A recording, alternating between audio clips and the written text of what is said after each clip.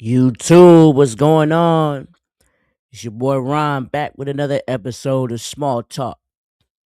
So today, I think I'm going over my expectations for the 2026 season for the Washington Commanders. And we're going to be covering some players. But first, I want to get to the team. So, with the moves Adam Peters has made this season, with Odafe Owe, Kaylavon Chason, extending Larry Tunsil, um, signing Tim Settle, signing Charles O'Menahue, signing Leo Chanel, signing Nick Cross, getting Amik Robertson from Detroit. I think this defensive line and secondary has a potential to be the two best units that we have. And especially with the drafting of Sonny Styles in this year's NFL draft. And they say we have the most athletic linebacker core in the NFL right now. And I'm excited, very, very excited for this defense to see what we can do, to see what we can disguise on defense, see if we can force turnovers.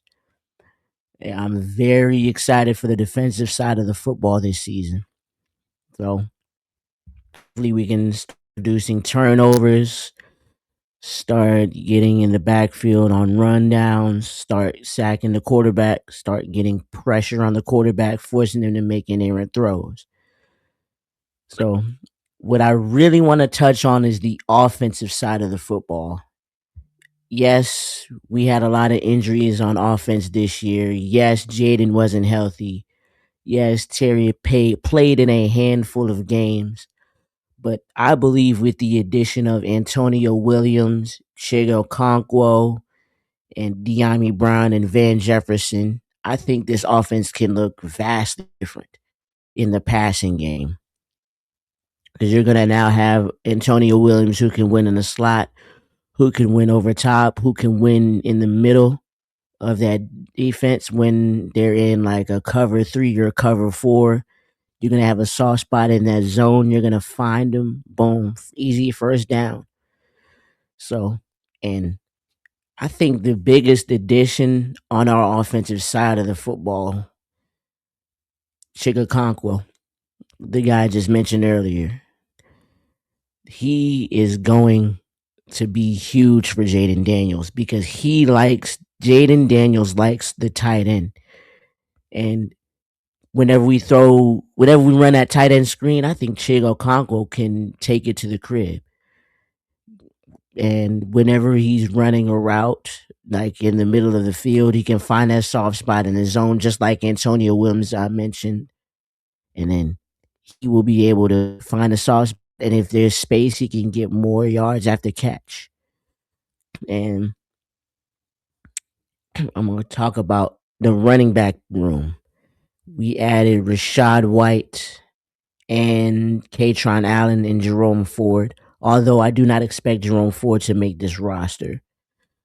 And I think Rashad White will be a helpful tool on third downs if you need him to receive the ball out the backfield and get yards after catch, get the first down, And Katron Allen is going to be your kind of workhorse back where you're third and short or your first down you need let's say you need 5 yards. He'll get you those tough yards on first down, second down, and Bill or Ja'Cory Krosky Merritt will get you your first down and he will be able to take the ball to the crib. Be able to take it to the crib. So that's your discount David Montgomery and Jameer Gibbs.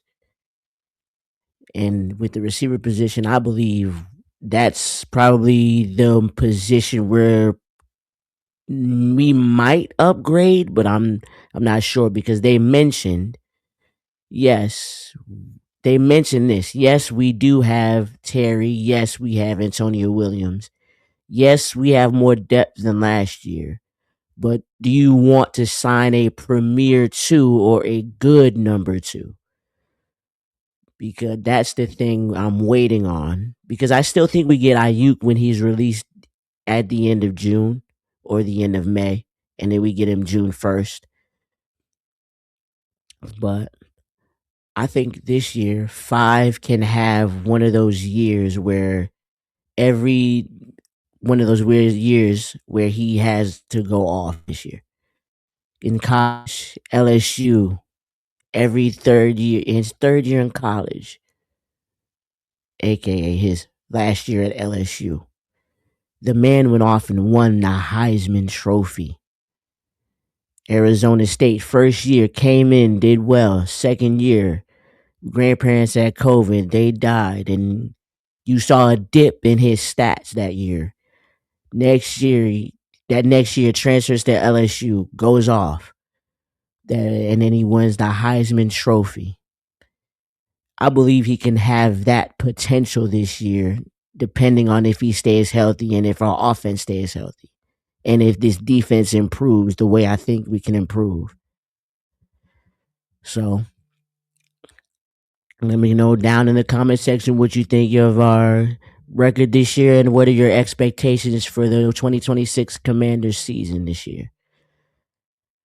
And my record prediction, I'm saying at least 12-5 or 11-6, because I'm thinking we can beat Philly week 1. Week 2, I think we can go into Dallas and beat them. Week 3, Monday night against Seattle, that's going to be a tough game. I think we may drop that one. Week 4 in the UK, I think we can beat the Colts. Week 5 against the Giants, I think we're going to beat them. So I'm saying in the first 5 weeks, we need to at least go 4-1, 4-2.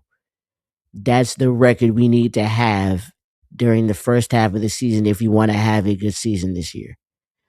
But let me know down in the comment section what you think of your expectations for the Commanders.